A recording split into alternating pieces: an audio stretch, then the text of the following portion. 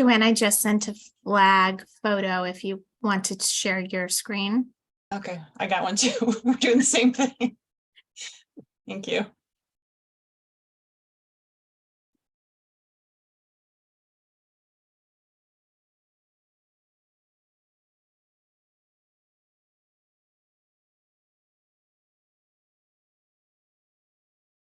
Is Kathy attending tonight?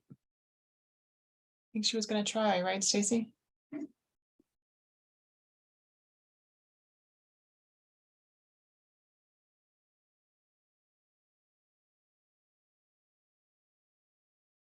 Can you nod and tell me that you see that flag? Okay, thank you. It's a nice flag.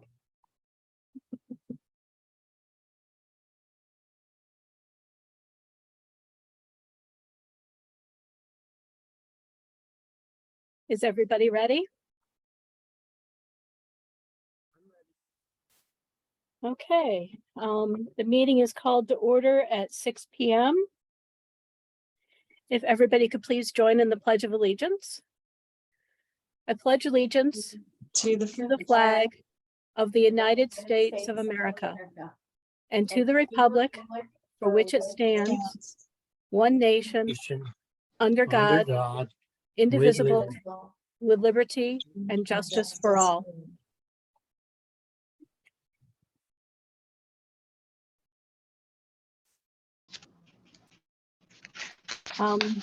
Is there a proposed executive session? Okay. Correspondence, there is none. Policies for first reading, number 7110, comprehensive student attendance for first reading. May I have a motion? So moved. Thank you, Brian. And a second? Was that you, Eddie? That was Eddie. Yep. Okay. Okay, any questions or comments? Stacy, I apologize. Is this where you have the statement for the public hearing? No, we won't do the public hearing until the next second. meeting, the second reading. Okay, thank you. I just didn't want to start if I needed to say that ahead of time. Yeah, So- there was a lot of back and forth with that, but. So Second the one. packet you have in front of you for first reading, you'll see that there's a list of Whitney Point policies that we're recommending to remove, and they would be replaced by that entire Erie 1 policy. It is part of New York State Department of Education information. So we tried in the same vein that we're doing the rest of our policy review, looking at what is the time frame it was looked at before. Is it consumed by New York State law that is already required for us to follow? And so having one comprehensive plan that pulled all the smaller pieces together seemed like the most efficient way to move forward. So that is what you have in front of you. Okay. Any questions from the board? Okay, all those in favor? Aye. Any opposed? Any abstain? The removal of policy number 7110, attendance for first reading. May I have a motion? So moved. Thank you, Tiana. Second. Thank you, Chris. This is just one of the combination of ones that we're looking to work into a comprehensive one, correct?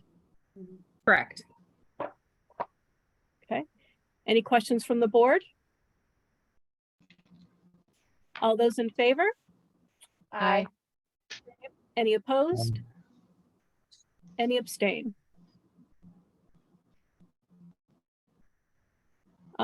Removal of policy number 7110.1, comprehensive attendance policy for first reading.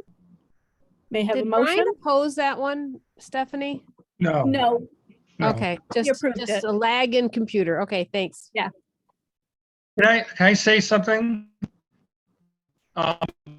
at the end, after we do the vote, Stephanie, can you state whether it's approved or rejected? We only have 4 members here.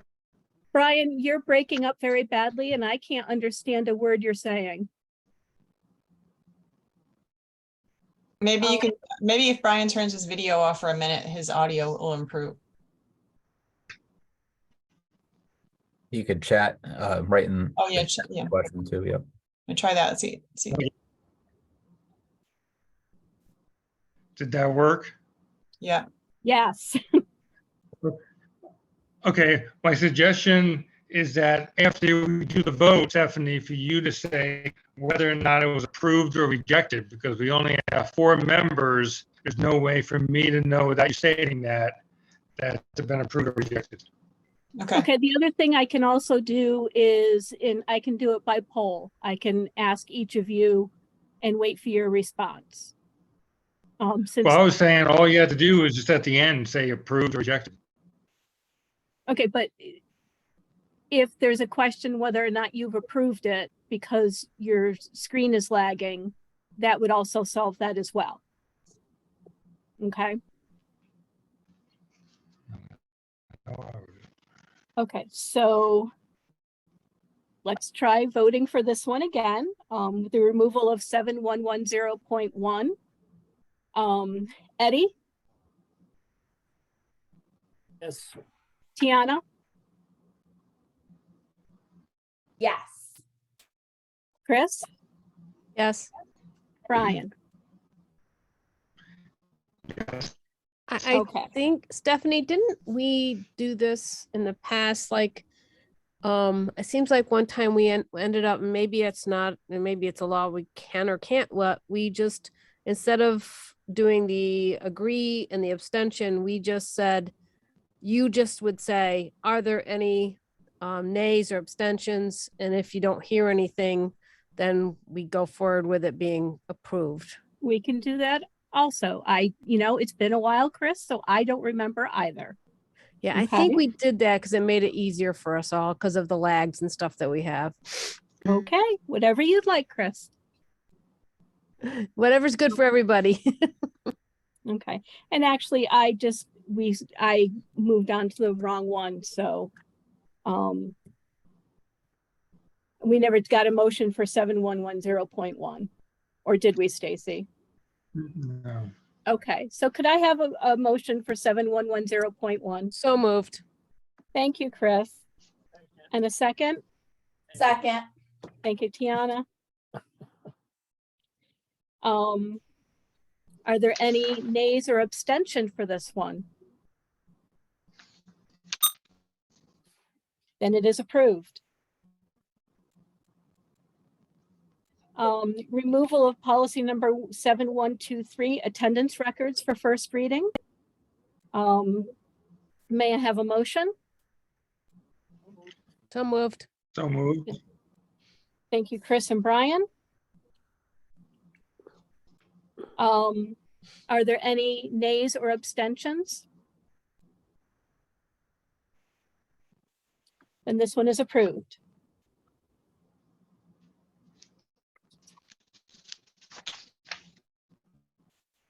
Removal of policy number 7123.1, excuses and absences for first reading.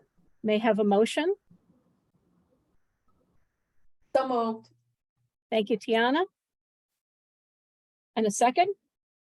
Is that you, Brian? Second. Okay.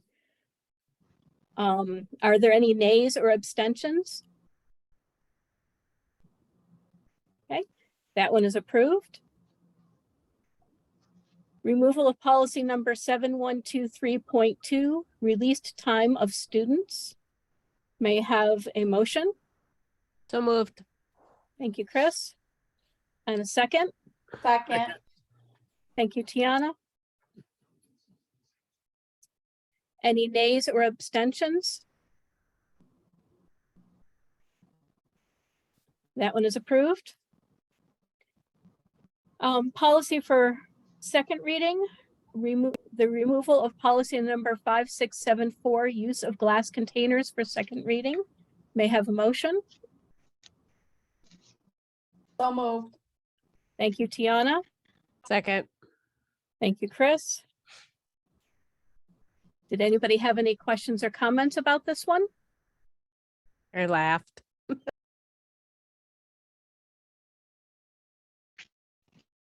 Okay, are there any nays or abstentions?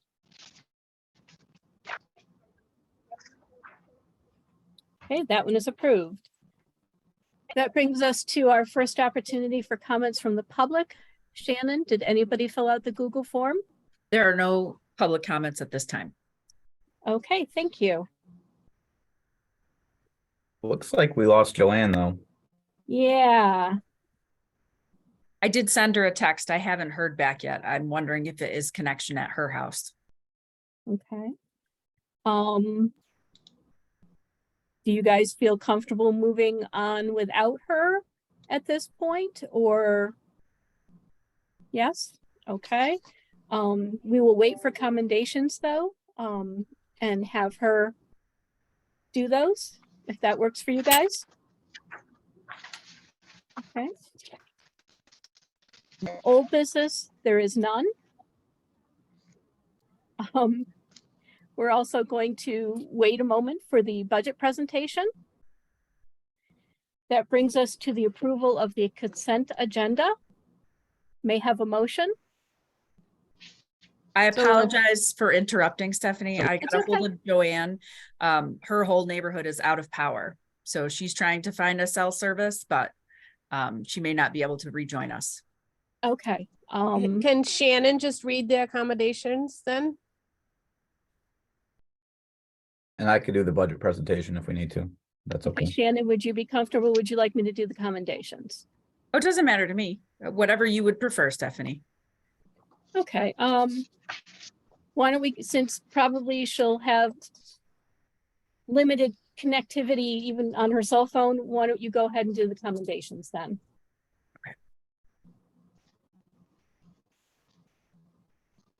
You know, I have to pull it up so I can be ready. Sorry, No, that's okay. I actually had to print it out, so because I couldn't do pulling it up on my computer and running it, so. All right, I've got it. All right, Shannon, am I muted? you are not muted. You can hear me. Yes.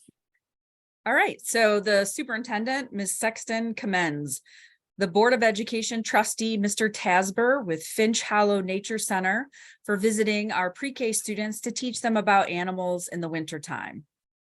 The Whitney Point varsity girls basketball team for winning the IAC Large North Divisional and advancing to the AIC League Championships held on February 17th, 2023. The Whitney Point Junior Varsity Girls Basketball Team for an undefeated season and winning the IAC Large School Championship. Mr. Jones, Mrs. Jones, the High School Drama Club, Orchestra, and everyone involved in an excellent production of The Addams Family.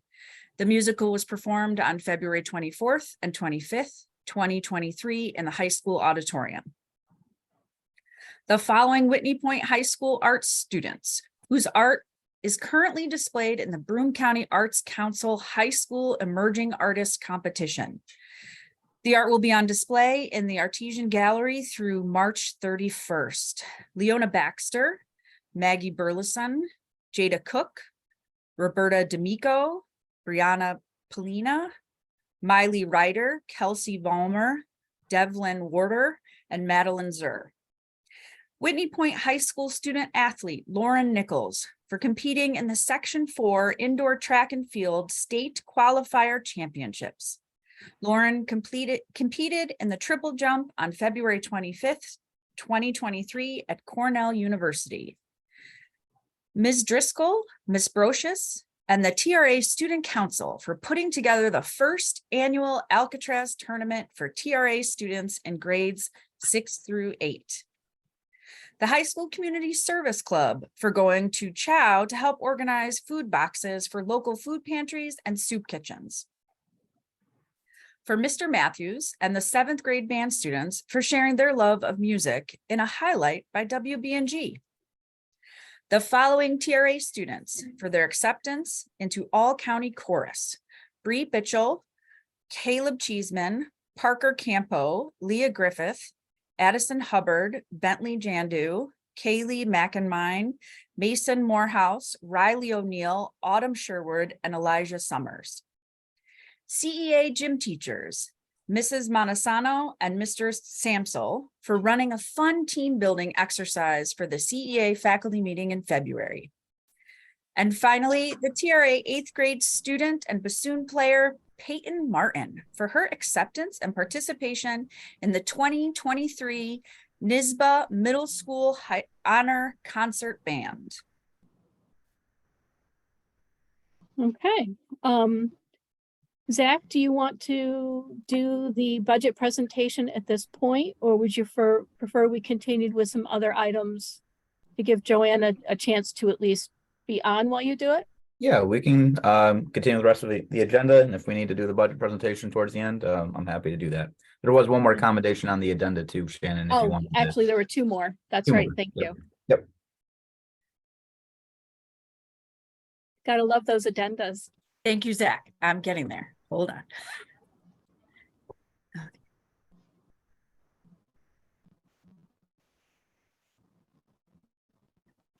Superintendent Miss Sexton commends the Whitney Point Music Boosters Club and the many volunteers and students for a successful snowball dance held on Thursday, March 9th. And Madeline Zur for receiving the Excellence in Use of Medium Award at the Emerging Artists Exhibition. 11 school districts participated with a total of 120 works on display. Zur was the recipient of one of only 6 awards that were given. Lots of good commendations going on. Stephanie, can I just interject one here, accommodation for the librarian in the Carly Adams building and taking care of Read Across America Day with us. She actually was able to facilitate and work with me, and we had 15 students who taught 35 lessons on Read Across America Day with Magnetic Dog, owl pellets, and what was the other one? Oh, Hey Little Ant. So students did a lot of teaching, and every teacher in the building, except I think 2, actually invited the students in to do a 45-minute lesson. So it was a really big day, and I really appreciate Nadine helping us to make that happen. Excellent. That's always a fun day. Okay, approval of the consent agenda. May I have a motion, please? So moved. Okay, I have Tiana and Chris. Are there any nays or abstentions? Okay, those are approved. I'm going to go to the new business on the addenda, since the things that would be on the addenda would normally be in with the consent agenda or right after. Approve the February 2023 extra classroom activity report. May I have a motion? So moved. So moved. Thank you, Tiana. And I saw Brian get his hand up there. Did anybody have any questions? Okay, are there any nays or abstentions? Okay, that is approved. Approve the retirement resignation of Araceli Phillips, Spanish teacher, effective June 30th, 2023. May I have a motion? So moved. Thank you, Chris. And a second?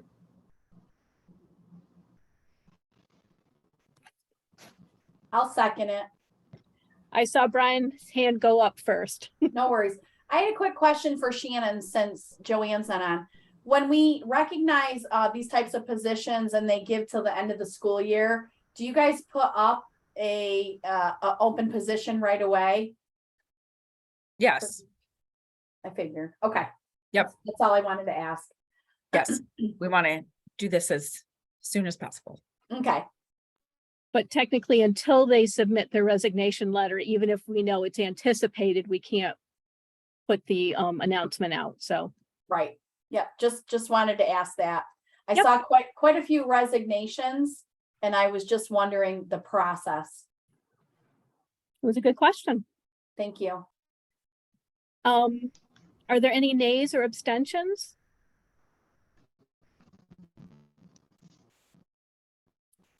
Okay, that is approved. And I'm sure that at least on these two, Joanne will have some information for us either later this evening or at a later meeting to because both of them have been with the district for quite some time. But the retirement resignation of Sally Damasio, teacher's aide, effective June 30th, 2023. May I have a motion? So moved. Thank you, Tiana. And Chris, did I see you volunteer? Okay. Did anybody have any questions? Okay, are there any nays or abstentions?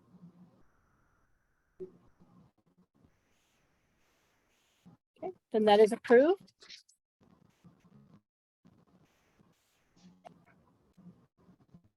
Approve the 2022-2023 extracurricular advisor for ninth grade, Catherine Lally.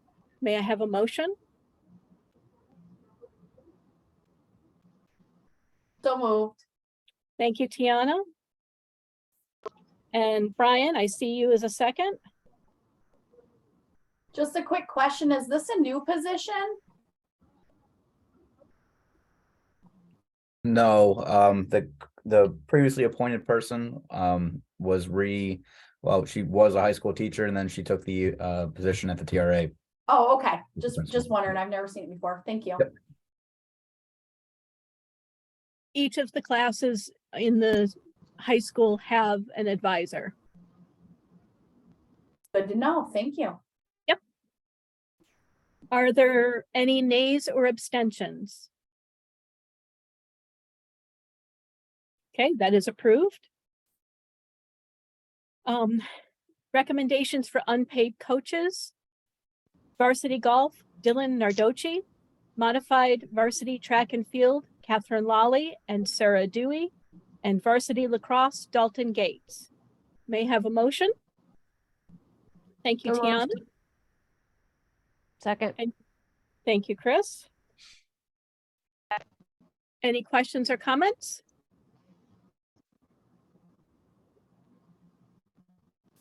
All those in favor? Sorry, are there any nays or abstentions?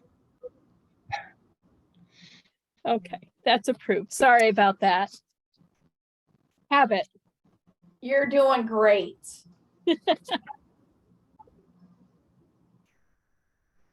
Okay, approve the 3-year probationary appointment of Amanda Dunham, elementary education teacher in the elementary education teacher tenure effective March 15th, 2023. The probationary period of March 2015 through 2023 through March 14th, 2026 is tentative and conditional only, except to the extent required by the applicable provisions of section 3012 of the education law.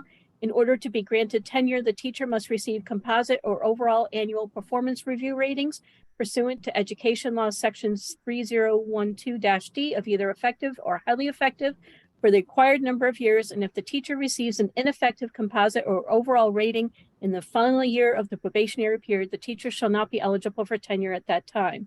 May I have a motion, please? Tiana and Eddie. And Zach or Shannon, do either of you know who she is replacing?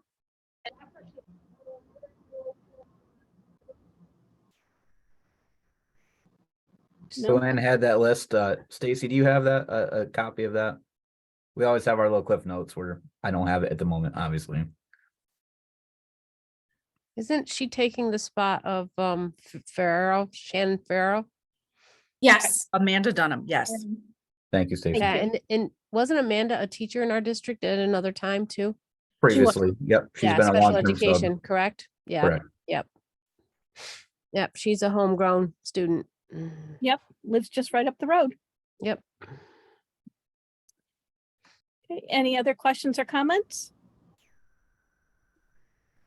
Are there any nays or abstentions? Okay, that's approved. Approve the 3-year probationary appointment of Amanda Doolittle, school counselor in the school counselor tenure effective June 26, 2023. The probationary period of June 26, 2023 through June 25th, 2026 is tentative and conditional only, except to the extent required by the applicable provisions of section 3012 of the education law.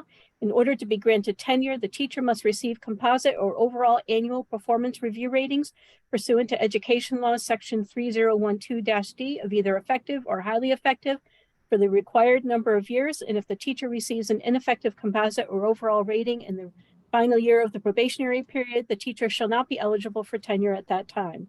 May I have a motion? Thank you, Tiana. And a second. Brian, I see Second. you. It's fine. Um, I do have a quick question, Stephanie. mhm. Should that say teacher there or should it say school counselor? It's school counselor. And this was her previous position 2 years ago. She left for another district. And then we had a long-term sub in that role this current year. And you'll see it's effective June 26th.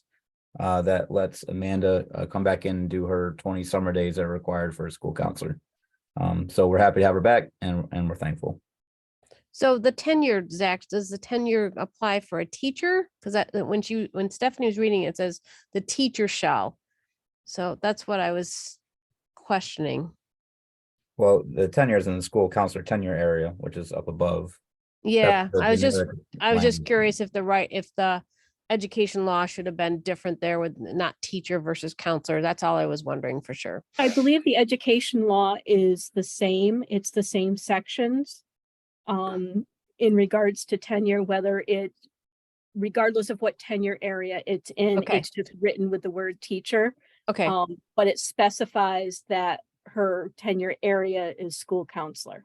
fine. Thanks. Any other questions? Are there any nays or abstentions? That is approved. Approve the appointment of Penny Hinman, full-time teacher's aide, effective March 15th, 2023. May I have a motion? So moved. Thank you, Chris. And a second? Was that you, Brian? Yep. Yes. Okay. Any questions or comments? And Penny is replacing Dylan Jones. Okay. Any questions by the board? Okay. Are there any nays or abstentions? That is approved. The appointment of Anna Jesse, bus monitor, effective March 15th, 2023. May I have a motion? Thank you, Tiana. Second. Thank you, Chris. Any questions or comments? We have several openings for bus monitors, so we're happy to have any that are willing to do that work. Okay. Any questions from the board? All right. Any nays or abstentions? That is approved. Okay, be it resolved upon recommendation of the superintendent that the Board of Education of the Whitney Point Central School District approve the extension of the agreement for the cooperative health insurance arrangement of the Brum-Tioga Delaware County Area School District Fund through June 30th, 2028. May I have a motion? Thank you, Tiana. And Eddie, did I see your hand go up? Thank you. And again, this is just an extension of our current arrangement to be a part of the Broome, Tioga, Delaware Health Insurance Consortium. We've been in there since the early 90s. So again, not looking to make any changes at the moment. It's just a 5-year renewal. Any questions from the board? Any nays or abstentions? Okay, that's approved. Authorizing the superintendent to execute change orders during capital construction project. Whereas the school district is undertaking construction in connection with its 2021 capital project, and whereas the Board of Education desires to authorize the superintendent of schools to execute, change orders in compliance with General Municipal Law, Section 1031, to allow work to proceed in between board meetings, with the understanding that change orders will be presented and explained to the board at subsequent board meetings as necessary. Now, therefore, the Board of Education hereby resolves as follows. 1, the Board of Education authorizes the superintendent of schools to execute change orders during the construction project with a maximum limit of $20,000 per change order. This dollar limitation is consistent with the General Municipal Law, Section 1031. Change orders shall be presented and explained as necessary to the board. 2, this resolution shall take effect immediately. May I have a motion? So moved. I saw Tiana and Eddie. Any questions or comments? Quick question, Zach, when is this start? When is the project actually starting? It started, Tiana. I think we have an update later on where if Joanne's not back on, I can give you guys a brief one, but we've already got areas fenced off and we've got a few things closed off already, and just again, we're in good shape. So Oh, wonderful. Now, Yep. did they provide you an overall project schedule? well, to an extent, yes, but I think they're still chasing down schedule of values and all the front end documents. But the biggest thing again is that everyone's mobilizing at this point. So once we have that schedule, we'll put it on the website in our normal Perfect. project. Yeah. So you're feeling comfortable with where we're at and how things are progressing? I'm happy we didn't get 20 inches of snow today. I know that. Well, that's good to hear. Well, they seem like they really know what they're talking about. And it sounds like they have the right people on. Again, I know this is a huge project, a huge undertaking, and there's a lot of factors that could, change the schedule. So I'm happy to Absolutely. hear that. Yeah, and that's what this resolution is really for, is to make sure there's no stalling in the work. We used to not have resolutions like this previously when our board met more frequently. We were meeting twice a month, but we can't go a week or a month waiting for a change order to be approved for again work to continue. So this was highly recommended by our construction manager, the architect, and our attorney.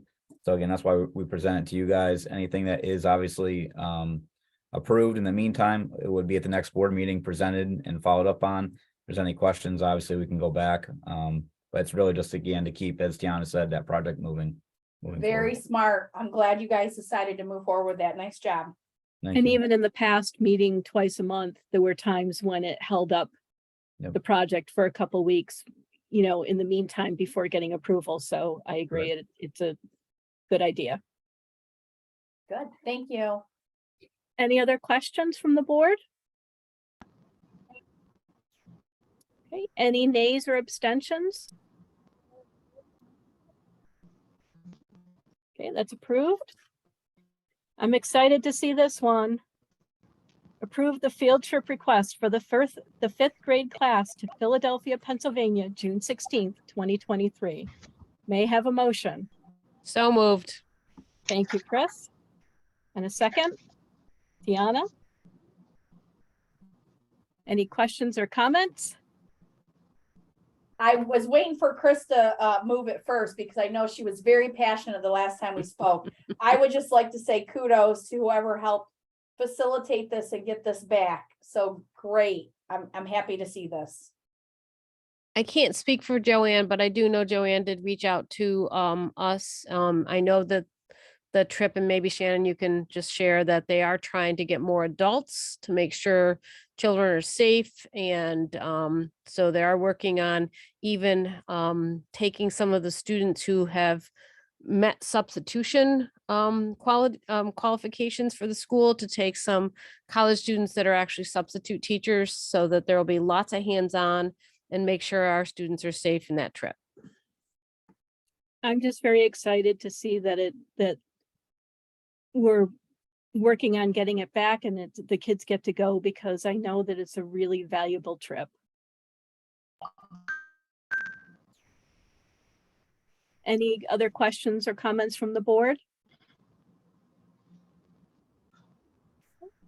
Any nays or abstentions? That is approved. IPA Technology Equipment Resolution. Whereas the Instructional Technology Service 557 and the South Central Regional Information Center Service 610 require additional technology equipment to the currently available equipment.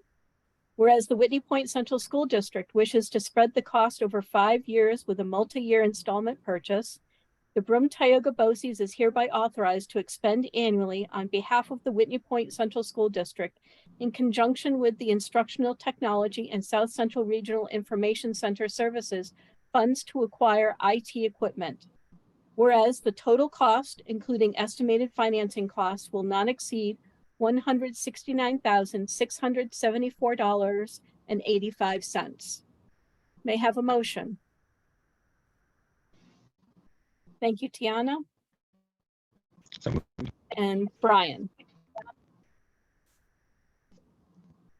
Just I'm always real- happy to see this one because I think it makes so much sense to just continue, just like with the buses, to continuing to have a schedule to update technology, because then we don't end up being very way behind. Just Yeah, the only question I had on this, Zach, is how is it determined what equipment is replaced? Is it based on age? I would imagine you guys have some sort of system that you use to identify what's Yeah. being replaced year over year. Yep, we have a very detailed Excel spreadsheet kept track of by our BOCES MITS team. And we meet monthly, me, Shannon, Joanne, and review that. And when we're Okay. coming up with whatever items to put in that IPA, and as Stephanie said, pretty much every 5 years, this is a borrowing. So we have one coming off the books.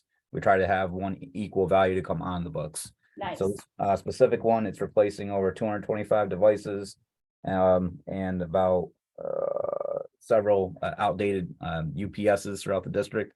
And those are universal power supplies, which obviously, you know, Joanne had one right now. She'd be on our meeting. So they're very important. So that's kind of what's in there for I this love one. it. Well, very nice to see this. I'll second what Stacy said. Thank you. Okay, any other questions from the board? For Stephanie. Whoops, not Stacy. Sorry, Stephanie. Okay. All right, any nays or abstentions? That is approved.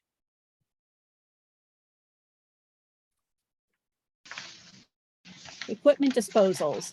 Be it resolved upon recommendation of the superintendent that the Board of Education of the Whitney Point Central School District approve the following items for disposal. Disposal method, Mel and Son Manasseh auctioneers. Any items not accepted will be disposed of through scrap, e-waste, or another viable method to maximize district returns. There's a whole lot of stuff on here. Equipment, desks. I'm not going to read the whole list. So may I have a motion? Tiana and Eddie. Any questions?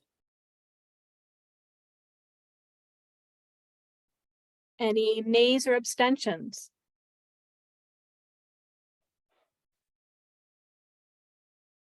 Okay, that's approved. Zach, that brings us to you to give us the budget update. All right, perfect. Give me 1 second, and I believe I can share my screen. I will bring it up.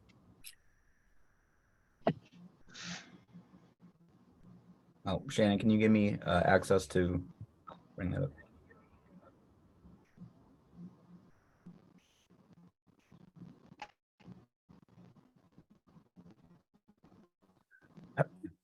Couple head nods. Can everybody see what's on there? Perfect. Yep. All right. And I don't want to steal Joanne's thunder here, but I'm happy to go through this. Let me just make sure.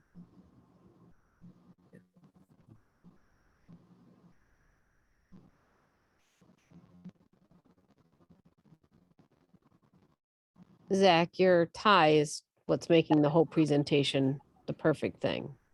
I always wear this tie for our March meeting, and I was a little disappointed when I knew it may be canceled or remote for after St. Patrick's Day. So yeah, I don't have like my dress shoes on or anything right now, but I had to put the tie and my slacks on, and you know, you got dressed apart. So thank you for noticing. All right, here we go. Again, we're gonna do our 2023-24 budget update, which again we do these monthly up until the budget hearing, the first meeting in May. Again, and then we'll have we have a lot of things up for vote at our annual meeting. Again, just to recap, that's our budget vote, our bus vote, school board member seats, and also the continuation of our capital reserve fund. So this meeting in March, historically, it's after our tax levy limit has already been established, and so we know what that number is. And I'll get into that for anyone new to the presentation, but this is why we typically do the school tax levy discussion at this meeting in March. So the first thing we like to do, again, it's hard for us just to look at Whitney Point data. We want to look at, you know, the comparative data for everyone in our region, right? We want to look at what our neighbors are doing. Where do we fall in? We never want to be on the extreme one end or the other. So again, here we go. We're going to look at some nifty little charts. And here you can see this is a summary of all the districts in our BT BOCES region. And what this slide shows us is what the true tax rate is on $1,000 assessed property in any given school district. And I know that sounds weird, but in essence, you pay a different tax rate if you live in Whitney Point as opposed to living in Susquehanna Valley. And well, what does that mean, right? What it means is you don't want to be on the higher end of this table specifically. So again, if you look at property in general, Susquehanna Valley, say they have $100,000 property in their district. And again, bear with me. I'm trying to like move things so I can like see the slide on my screen here. So I apologize. All right, that should be better. So again, $100,000 property value in Susquehanna Valley. That person that lives in Susquehanna Valley is going to pay $2,600 in school taxes. Okay. And so what does that mean? If you take, again, a same property in Whitney Point that's valued at $100,000, the true value, right? So we're looking apples to apples. That tax bill, it's about $1,000 less.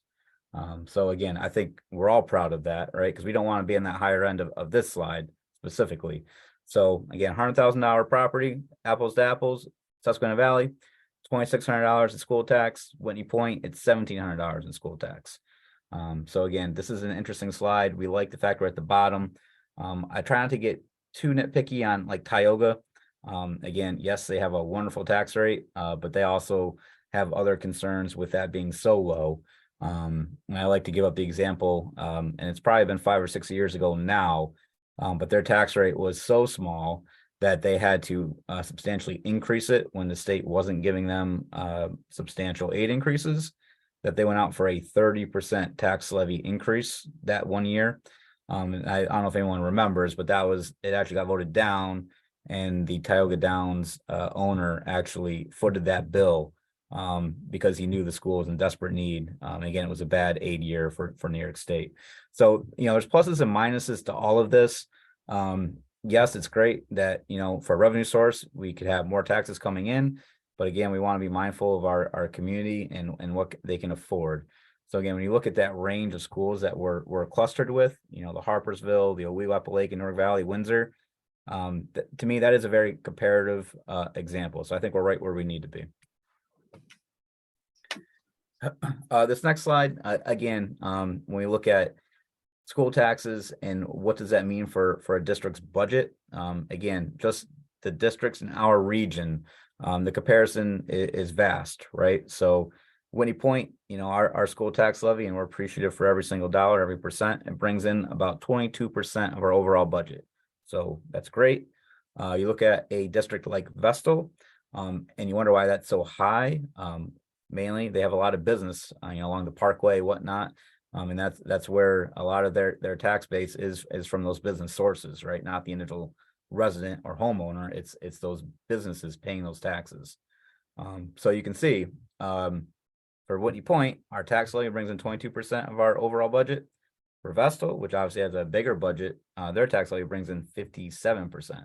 So again, that's a very vast difference in, a district just, 20 miles down the road.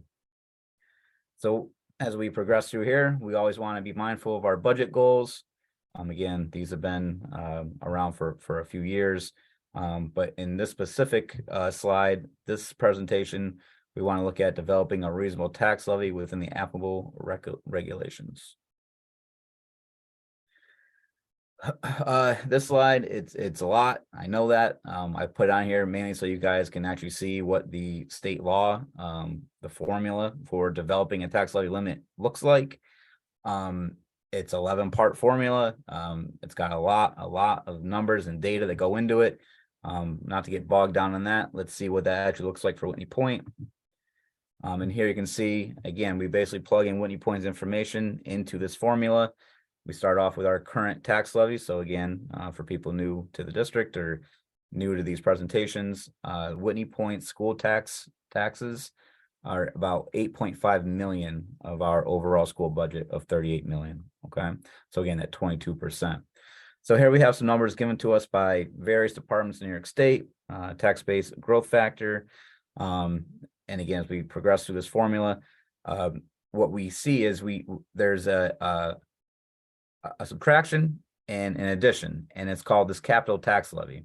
And so what is that? That's our local share of anything we go out for that has an impact on our tax levy, which again, it could be the buses, it's debt service, capital projects, it's those types of things. So in reality, what we're always trying to do when we're planning projects or these bus referendum schedules, we kind of always want those two numbers to be similar. And so what I'm looking at again is the 2022-23 capital levy 287. We want that to be close every year to this 23-24 capital levy of 315. Okay. And what that means is the closer that is, the closer we're going to be to this allowable levy growth factor. And again, I think a lot of people have that image of the governor instituted this 2% tax cap. Our school taxes should never go up more than 2%. Again, that's not really true, right? What that 2% is, that cap is this allowable levy growth factor. It's just one part of that formula. So again, by keeping our capital levies consistent year to year, we're going to be overall closer to that number. Where if you had a big swing one or the other, again, you could look at a number way above 2% or a number way below 2%. So again, as you can see, I gotta try to move the boxes here, bear with me. So again, plugging our numbers into this formula, our maximum allowable levy limit for 22, 23, 24 is 2.71%. Okay. So what does that mean? That means our tax cap at 2% for Whitney Point, we can go out with 2.71% increase in the overall levy, and that still keeps us in compliance with the formula and New York State. Not saying that's what we're going to do. Again, just that is our formula number. So again, we like to compare. Well, what does that mean, right? So again, folks at BOCES CBO, again, they handle a lot of these calculations and review these formulas. They're able to provide me, again, our BOCES region. I always like to know, like, where are the tax levy limit range within our region? Because again, I don't want to be in the low end, and I don't want to be in the high end, right? So as you can see, we have a district, the lowest levy limit for the formula, and I don't know specifically what district that is. It's 1.03%. Okay. On the high end, there's a district in that formula that can go out with a 5.37% and still be within the New York State regulation of the tax cap formula. Okay. And then again, as we went through in the previous slide, where's Whitney Point fall?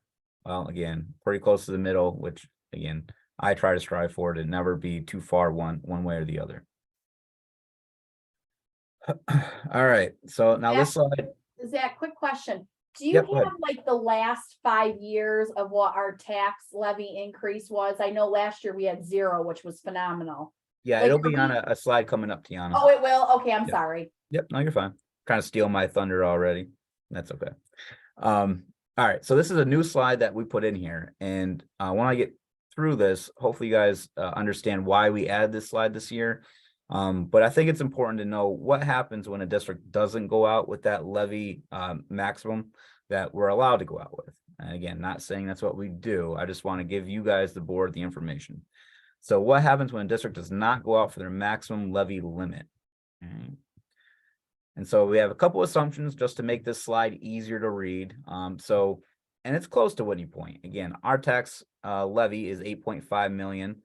We're gonna, again, for simplicity, say we have an $8 million tax levy, 1% increase in levy equals $80,000, right? So if you have an $8 million school tax levy and we increase our taxes by 1%, that's $80,000 of additional revenue coming into school, okay?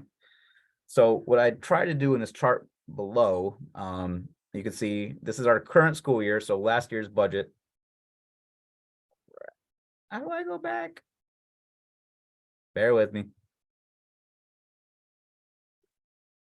All right. So from last year's budget, again, we had a lot of stimulus funds going on. We got additional state aid coming in. The board, and through the budget process, we made the conscious decision, you know what? Our taxpayers have had enough, right? They're stressed, they're strained. We've gotten as much as we could over the years to fund schools. We've heard them, they need a break. We agreed last year to go out with a 0% tax levy increase, right? So we left money on the table. And what that means is we could have went out for our levy limit and been okay. And that's fine, right? We were able to manage a budget and no big deal. So that's what this 22-23 year looks like. Say, again, for simplicity, if we could have went out with 2% last year, we chose not to, we could have brought in an additional $160,000 into our tax levy, okay? So now looking at next year, right? So we know from the previous slide, our number is 2.71. Let's just ignore that 71. Let's assume every year it's a 2% increase in our tax levy, okay? So next year, if we went out with our tax levy, if we went out last year for 2%, went out this next year for 2%, we'll be bringing in another $163,000, okay? Again, we haven't decided yet, but say, you know what? The district, we were getting a lot of additional foundation aid from the state this year. That's great. We may not need to go out with that maximum tax levy amount of the 2.71. So let's pretend we again went out with a 0% this upcoming budget year. Well, that's great for me. It's great for you. It's great for the community, right? Because I'm not worried about the budget vote getting voted down. Community members know that they're not getting at least, you know, a substantial increase in their taxes. Equalization rates still change. You may still have, you know, some changes in your bill. But what is the long-term effect of those decisions is what we're trying to show here. So I ran this out for 3 more years. Again, each year, 2% increase, building onto that tax base, right? So after these 1, 2, 3, 4, 5 school years, budget years, if we went out for 2% every year and our starting levy was 8 million, our ending tax levy base would be this 8.8 million number on the bottom, okay? Now, say, yep, we went out with a 0% last budget year. We're going to go out with the 0% this year. We can do that. That's great. Well, maybe next year, you know what? The state says we funded Whitney Point fully. We don't have any more aid to give you guys. And you know what? We don't have any more aid in general. So we're just going to stop. Well, I hope that's not the case. But we all know that's happened in the past. So say after this upcoming budget year, the next 3 years, we go out with that 2% that we can get, right? So here we are, 160. And again, we're just trying to meet our budget, right? We need all the money we can. We know 160,000, that's 2 teachers or 3 teachers. It's people, right? We're a staff industry. So you can see, again, now we're scrambling, trying to make up for that money we left on the table. So in year 5, which again, who knows what happens 2027, we're in this crazy inflationary state.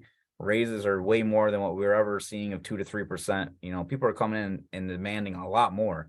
Minimum wage is skyrocketed, you know, from 10 years ago being around 8 something an hour to 15 an hour. I mean, that's almost 100% increase in minimum wage alone. And that's really, we have hundreds of people in our district that earn that rate.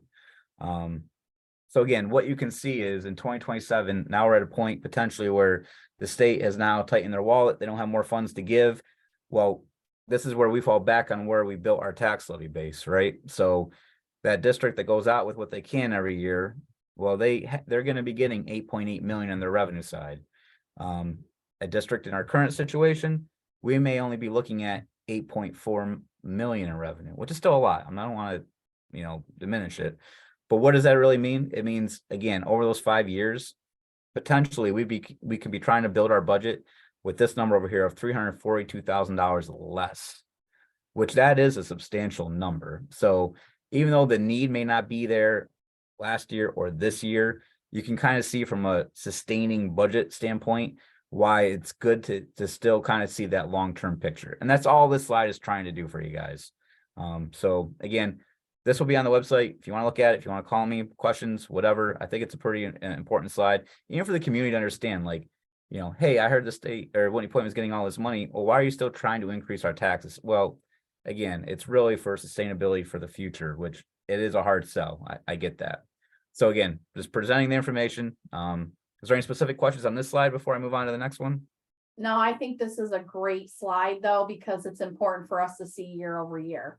Last year was great, but even though I don't love paying taxes, who does that? Yeah. It makes sense year over year to continue, having that levy to sustain, if we don't have the funding available. Yeah. And I think that's really the scary part. And that it should be for everyone. I mean, the state's in a great position where they fully funded this foundation aid, but there's been that big, well, what happens next? And nobody knows, I mean, the push was always fully fund foundation aid. We've been doing that push for 20 years. The state just did it, right? So I don't know what the incentive is next year to really tack on. And I don't think they know that either. Otherwise, they would have given us, again, a formula to really build around for sustainability. So again, you can plan for that future. So that is a little scary just from my standpoint, my job of trying to figure out, that's the worst case scenario is you do this, you're building all these great programs, and all of a sudden, you know what? The funding dried up and we don't have it. So now we're going to have to reduce and make those reductions of all these great things we've built. So that's always the fear. All right. So this is again, a great comparative slide. We do this every year, Tiana, for your standpoint. Down below in the blue, that shows you in the parentheses where those tax levy, these are the actual ones that Whitney Point did, not necessarily the maximum levy amount. But in reality, we did go out with our maximum levy amount every one of those years, except for last year where we chose to go out with the 0%. Okay. And you can see, even though it's a 2% tax cap, it's never actually 2%, right? So we got some below, some a little bit above. And again, that goes with trying to keep those capital levy amounts similar from year to year. So as you can see here, this really tells, I think, a big picture of the district. How are we funded? What has happened over the last few years? And where do we go from here? So again, just starting out on the far right, again, we don't have our current expenditure budget finalized, right? There's still a lot of things we're working on and big chunks, okay? So this is off a projection at this point in time, right? So we're looking at roughly a $40 million budget. Oh my God, that seems crazy, a 4.2% increase. I think you guys know, even though we're conscious of trying to keep our tax base and are mindful of our community members, we're getting hit left and right. And I see all the service contracts. Every single thing that we do business with has increased. I don't want to put a number on it, but no one is saying they're going to reduce their prices next year. So it's hard, again, when we're trying to maintain and sustain, again, our maintenance facilities and schedules and partnerships. Everyone else has those increases too. So again, they are being passed down to us. Ultimately, there is a lot more money in the budget next year for those types of just really general maintenance related items that have increased. Also raises. Again, these are things that have been minimum wage, right? Going from $13.20 an hour to $14.20 an hour. That's not a 4% increase, that's more than 4%. So again, this is kind of where you see this escalation, this inflation factor. So again, right now our budget, it's looking at 4.2% increase.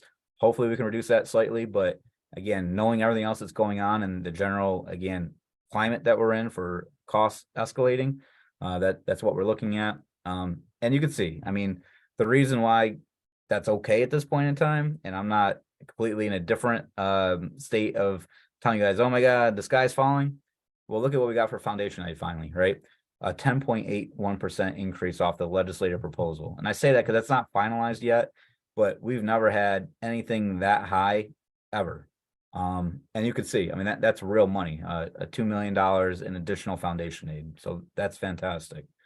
As you go through, these other numbers fluctuate year to year. Other state aid, we went through that. Some of that's those, the categoricals, it's the expense-based aid. So the building aid, right? We might get more aid, but we'll have more debt payments, vice versa. Transportation aid, BOCES aid, that type of stuff. Other revenue, again, that number's decreased over the years. We have our biggest source of that is really we rent out our maintenance garage for New York Bus Sales. Again, that's our facility. We contract with New York Bus Sales. They give us basically 3 on-site mechanics full time. And we have a service contract where they obviously do lots of that daily maintenance work included. They pay us for the lease of that space. It's about 10 or 11,000 a month for that. Other things that are in there, again, just really nitpicky miscellaneous stuff, interest revenue. We get a little bit of Medicaid reimbursement goes in there. Again, I don't like to say it's such a small amount, but admissions revenue for anything or the games, stuff like that, that's small. And even just foster tuition. We have a student that we're responsible for educating that entered foster care from another district. We bill that district and that revenue goes into those lines as well. Appropriate fund balance, again, you can see we had a big push last year. You got to look at appropriate fund balance and use of reserves together. Those are both our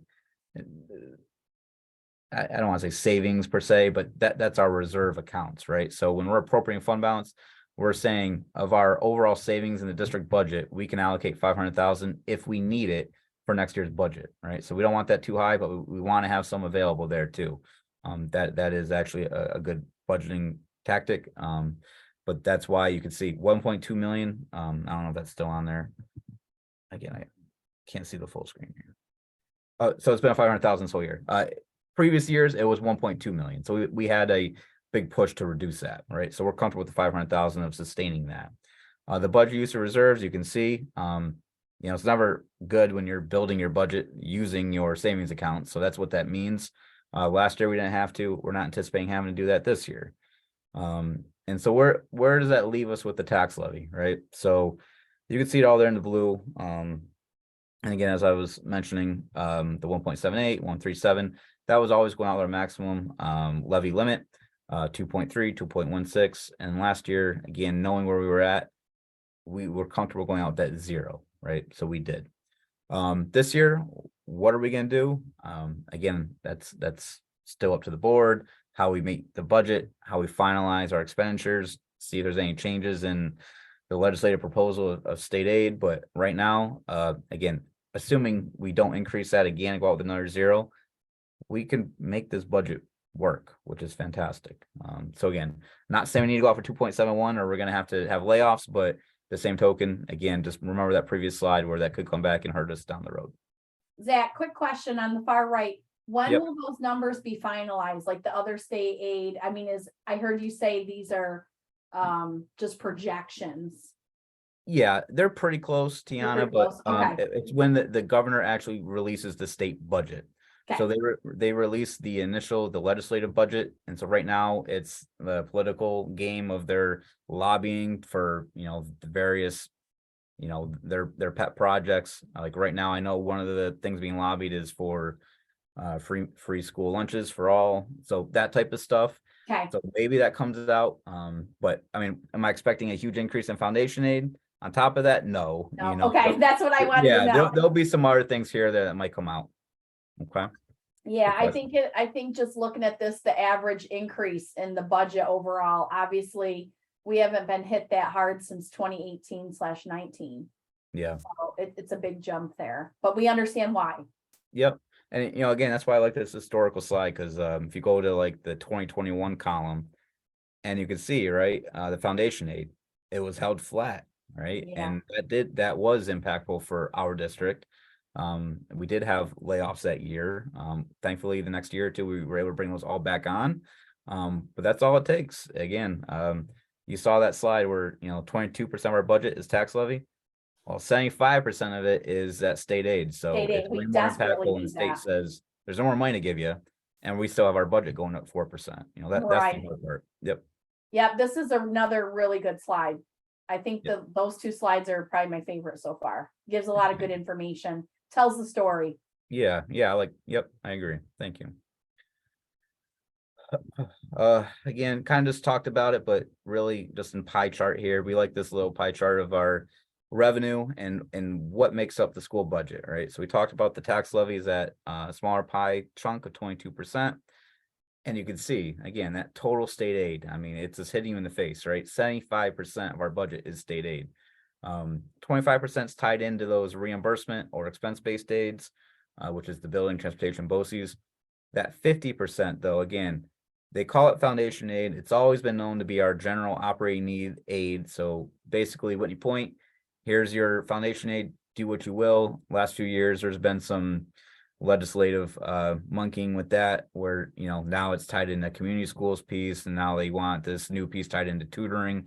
I don't like that, because again, I like this foundation aid to be unrestricted and use it for what we need to, right? We're Whitney Point, we know where we need our money to go. We don't want the state to tell us where our money needs to go. So again, just in pie chart form, just again, how impactful the state aid piece is on Whitney Point.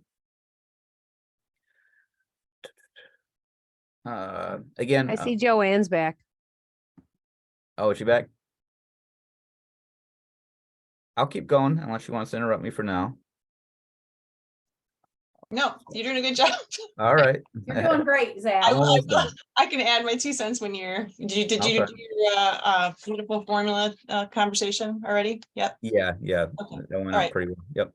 Yep. So again, just so everyone's aware, the governor's, and kind of what we talked about, the governor's final budget is still unknown. There's still many legislative priorities being discussed, which could impact overall funding levels. As always, they're being conservative in our revenue projections and using estimated projections at this time for items that are still being developed, including BOCES.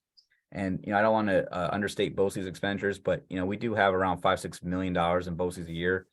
We don't have those numbers yet. So when we're looking at a budget of 38-40 million, and we still don't have 6 million finalized, there's still numbers that need crunched and input into that picture. So just want to put that out there. So what's next? Obviously, we're always looking for additional efficiencies and or reductions.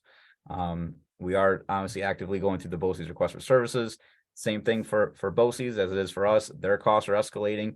Their services are going up as well. BOCES is another service industry, right? So all their salaries are going up. Again, that trickles down to us. As we talked about, we're waiting for the governor's actual budget.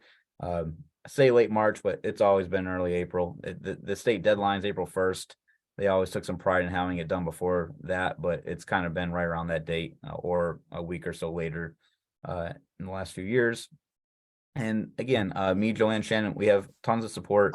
The board, our administrators, department heads, and we also, again, I can't talk enough about the BOCES CBO budget analysis team.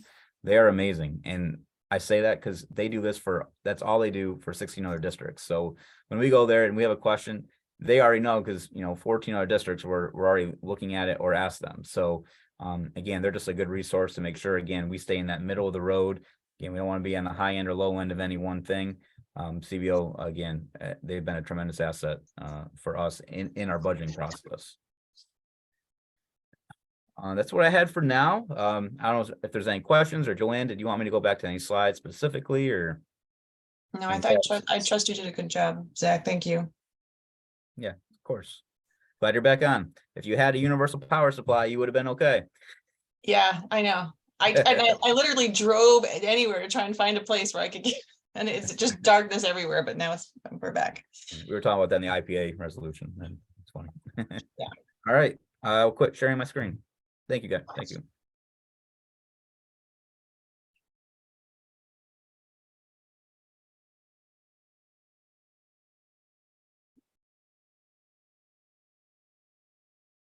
I know we haven't made any decisions on whether or not we should go out with any money, but I do remember a few board meetings ago, I did actually say maybe it wasn't the wisest thing to go with a zero, although I do know that everybody needed a break. Even if we went with 0.5%, like Zach was saying, I am a little concerned that we don't go with a zero. I'm not saying that we need to go with a lot, but that's my thoughts on what Zach presented for us tonight. I'll piggyback on that. I think we should go out with at least 1%, because it's important to have that reserve in there, especially after seeing the slide, Zach, the 5-year. It really kind of gives you an idea of how it can impact if you are trying to do the right thing with the 0% tax levy, but then it doesn't allow us to build up that funding. Yeah, and that's, I'm glad you brought that up, Chris and Tiana, because that is great to have that feedback. And when we go back to know, where does the board stand? So, I mean, I guess I would open it up to the opinions of any other board members on it. We'd love to hear it.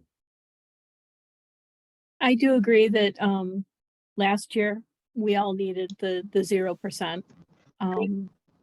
But I think that long range, it's not a good budgeting idea, as you showed that it restricts what you can have as tax revenue.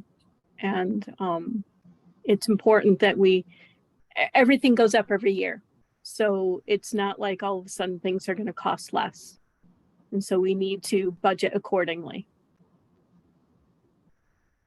So I actually had input from people outside of the board that said we should have went for money last year and not went for zero. Did you catch that? Yeah, I heard you, Eddie. Okay.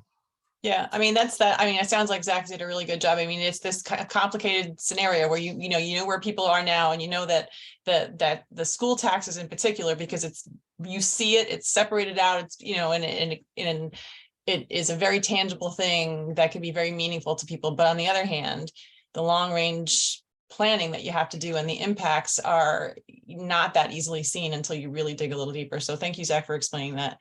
I know we talked about that slide. I thought it was very well laid out.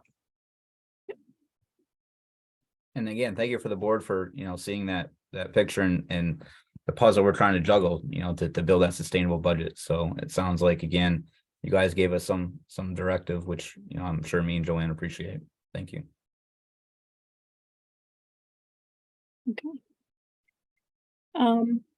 You're back just in time for superintendent's update, Joanne, unless you wanted to, because we Can I did. circle back for 1 second? I'm really sorry to do this. I just, we had 2 retirements on there. I was actually going to ask you if you wanted to, if you Yeah. had anything for them. Yeah, I just wanted to say that, there are 2, unique and wonderful people. Gabby Phillips has worked in our district since 2008, but in that time, she's just been, an incredible leader in that department. She's brought, opened kids' eyes to lots of wonderful cultural experiences. And she's also gone way above and beyond just being an instructor in Spanish. She's also, we have a few families in our district who are not native English speakers, and she goes above and beyond. I mean, like going on home visits and translating all sorts of documents and making real connections with these families and making sure that all of us are able to understand exactly what these families need. She has done that out of the goodness of her heart. It's been really wonderful. And I don't think most people know that she does those things. So Gabby's a really exceptional person. I'm happy that she's going into her retirement because she's looking forward to it, but it's also a really big loss to our district.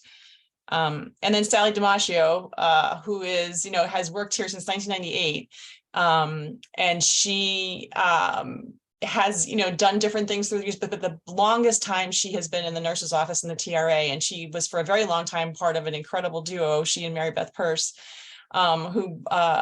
who managed that office and made it a welcoming and safe space for students, and they were been super helpful for families. But Sally, is just got such an incredible personality, and she just is the nurse's office. She just makes that place, and she runs it, and she often runs it for us in the summertime too. she does an incredible job, and I'm happy for her also. But it's, it's who she is, who both of these people are. It happens all the time with retirees. They make up our school community. So it's a loss. I'm happy for them for this new phase in their life, but it's a loss for us. Yep. So thank you for letting me circle back to that. And then superintendent's update. So today was quite a day. We had been preparing for the fact that we were out of snow days. And I think you remember I mentioned, and I know that I've sent some publications to you that I've put out about the fact that the BOCES budget had only 5 days built into it this year. And we're bound to that budget because we have kids in programs. So we have to make sure that we're in sync with them. And then we were okay-ish, and then we had that transportation issue. So that day put us one ahead of the rest of the district. So we were, and while everybody else is planning for their next day off having to be remote, we had to do that today. So I just want to thank all the families and the teachers who are just like we are tonight, a little bit rusty on doing that. But by all accounts, we had a few bumps, but it went pretty well. Attendance was really good. I think it was kind of novel for kids, because it's not like what they had to do during the pandemic. It was just kind of a fun thing.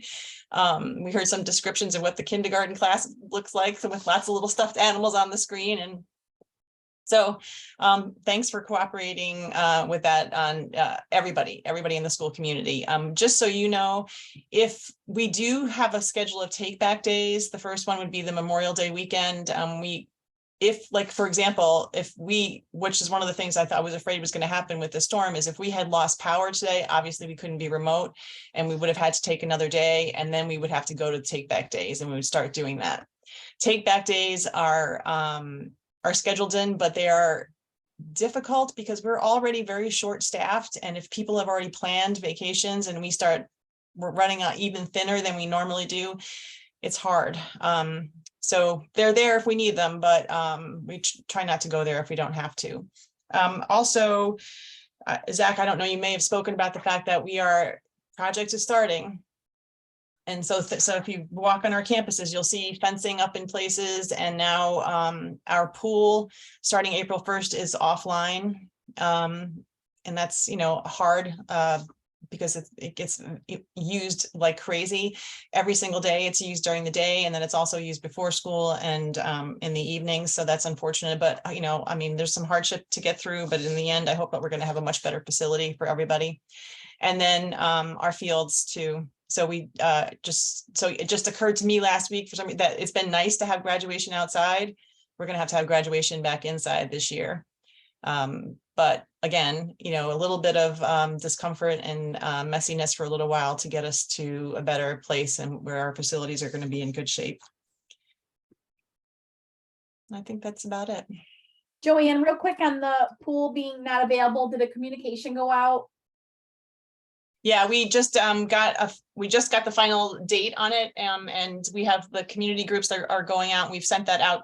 I've sent it out to people, and obviously all the kids. Like literally, the pool is used every single day, so they've shortened their cycles during the each of the buildings so that they, at least like the little ones go at the end of the year, normally when it's warmer. And so they've backed up because it's a really important thing for their safety that those kids get, not just for fun, but also because they get some important skills that could be life-saving. So they've started to cycle that through. Yes, we've communicated that, and we will communicate it again to families.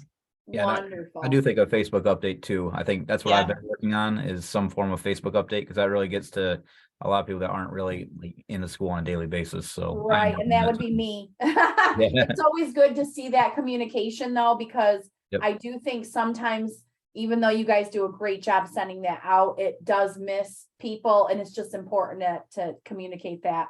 And I would imagine the communication has gone out about the fields not being available during this transition.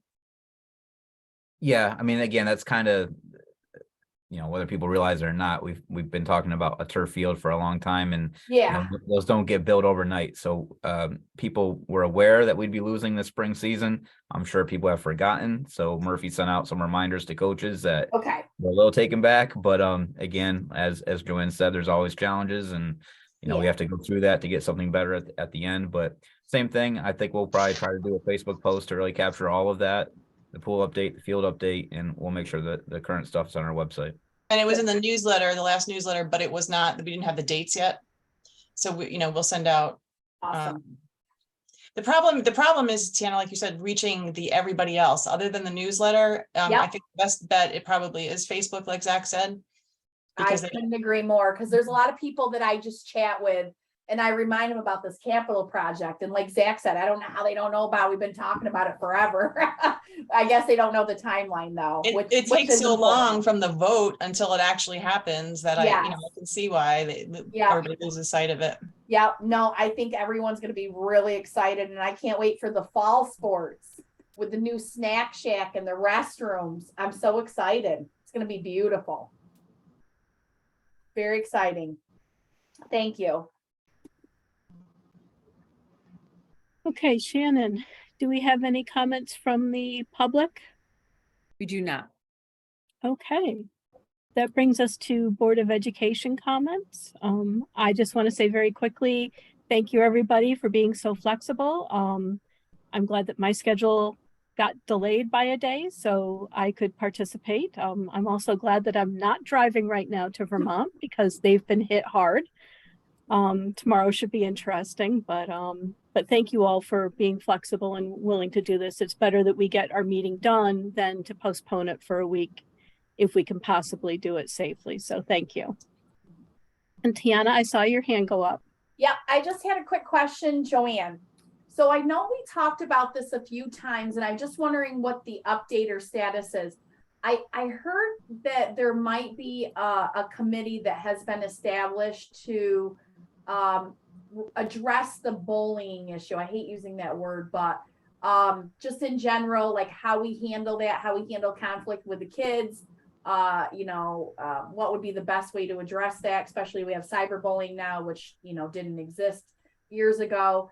Is there a committee that has been established? Yeah, it's called the Belonging and Inclusion Committee. Okay, so you And- have talked about that, belonging and inclusion. Yeah. And where do we stand on, I haven't seen anything really progress where it's come out, these are some of the things, the tools we're using, or presentations with the kids, how they're handling all of this. So where do we stand on that? So there's a lot of things happening. We have some presentations that are being set up, and I think that you know some of the people who have been involved in those conversations, so you may know a little bit about it. But we're firming up dates with some presenters to come in to do a series of presentations with and you may know this, that not that it doesn't happen in other places, but a really big focus that we have right now is on the TRA. Okay, good. And that we don't want to have just one-shot deals, but we want to have something that's comprehensive. So we have some presenters coming in that were scheduled to work with us throughout the year next year. We have some speakers coming in. We had a speaker come in, Sammy Davis, who's now the undersheriff, who came in to speak with our faculty and staff the first day of school. He's coming back with his family. They have like a consulting firm that they work with students on just getting a different perspective of what it feels like to be a victim in that. And we're also purchasing a new program called Second Step, which we actually used an older version a long time ago. It's an evidence-based a comprehensive program that has been updated to be more relevant for students, to, you know, talk about the kind of the same things that we used to talk about with Olveus, but it like in a more updated fashion about how, you know, we all make the school community, and how to, you know, what we used to call be an upstander, to take back your school, to not allow these things to happen. But also embedded in that is in that program, and then also separately, we are looking to have presentations and events that are associated with things that we know that a lot of people attend, because we need families to work with us on this, because so much of what you mentioned, there's so much of this stuff happens online. Absolutely. And that's kind of what scares me. And I actually took the time to go through the bullying policy and then the code of ethics. And I didn't know that we had Dignity Act coordinators at each school. Yeah, It so said that, they said that the board is notified of who those people are, and I don't know who those people are. it's the principals in each school, they're appointed each year and they have special Oh. training. And Shannon is the district level Oh. coordinator, and that's a law that it says that our school has to make sure that we, every child is does not experience any bullying and harassment in school.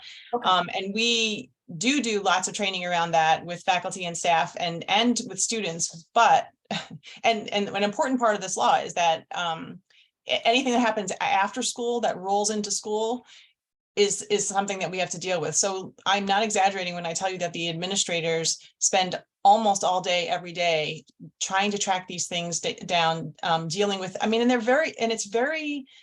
it's very terrible things that happen. Yeah. And we've done a lot of things also to shut down our devices so that we've limited what we like, the things that we're providing with students to make sure that we're not giving an avenue for these kinds of things to happen, but the kids all have phones. Right. And so they can do that. So what we're trying to do is like provide some educational experiences in a fun way so that people Yes. don't think we're lecturing them, but Yes. educating them in a way that's positive, it's empowering for people. But there's some scary realities about what we've seen kids get exposed to online. Yes. Some of the more obvious things, and then some other things where people are trying to victimize them, like people pretending to be young people who are not. Right. And I think that people have an awareness of it, but I don't know necessarily they know that how pervasive it is and how easy it is for Mhm. kids to get in those situations. And then plus just the culture of meanness Mm. online, Yeah. that we all need to work together, to protect kids from. So we're trying to do it from all angles, also do some fun things. I think that you may know that the people who are looking to have this community center, Yeah, we're trying to I'm partner actually together. I'm on the committee of the community center, which Right. would be an awesome extension Right. of what you're trying to achieve, because that we really just, and I love a few points that you mentioned, Joanne, about, getting the families engaged, which is really critical, and making it a fun engagement and Right. making it a teaching opportunity. So, I think someone wrote it in the code of conduct, the best discipline is self-imposed. And Yeah. that is so true. And we all have to be accountable for our own actions regardless. So I do see a lot of this going on right now. And, if there's any room to be on that committee, I would love to be, even if it's during the day, I would make time because I'm very passionate about this. I recognize it happens at every school, probably more so right now in the TRA than any other, than our high school or our little school. And I would be happy to participate that if you guys are looking for an additional member. But I'm happy to hear that you guys are working on it. I just haven't actually seen anything yet, seen progress or heard anything that this has picked up steam, if you will. Yeah, we are. And there's some really strong, wonderful community members on that. So you're absolutely welcome. One of the things that we're working on now too is to get more student voice on this committee. Okay. And empowering kids to be part of that through multiple methods, some maybe sitting on the committee, but also making sure there's a regular avenue for them to keep us in the loop on what would work for them and what their experience really is. And because they too, we have to sort of, again, parents are busy. Yeah.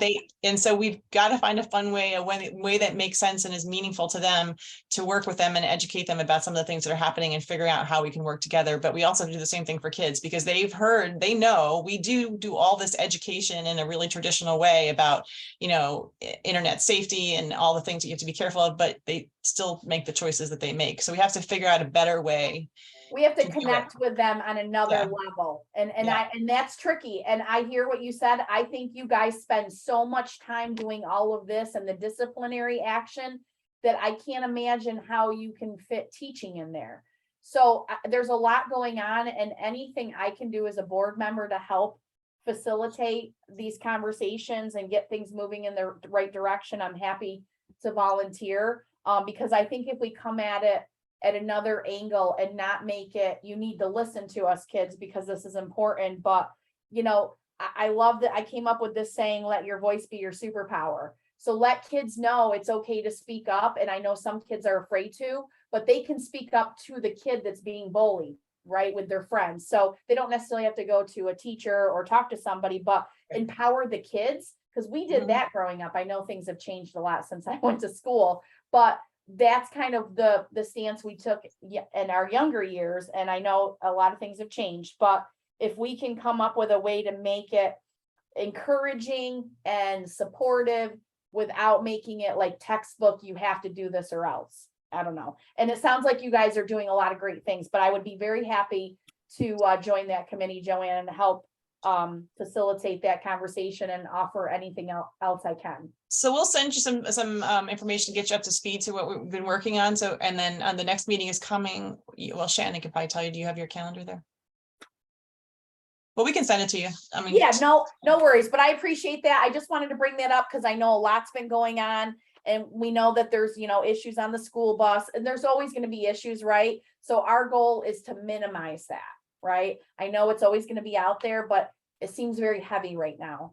So again, that's my perception. It doesn't mean it's a reality. It's just a perception I have. But I just wanted to ask you where things stand with that. And I appreciate the update and all of the really good information you've shared. Thank you. thanks, Tiana. Any other board members?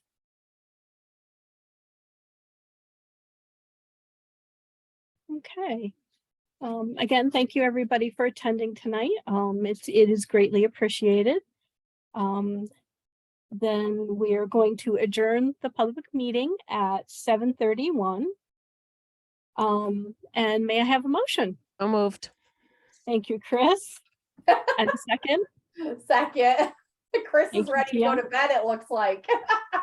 I have been painting all day long. I Oh, am tired. you look exhausted, Chris. I hope you have a great night. Okay. Are there any nays or abstention to adjourning our public meeting? All right. No, thanks everyone. Keep up the good Thank you. work. Have a good Thank vacation, you. Tiana. All right, thanks guys.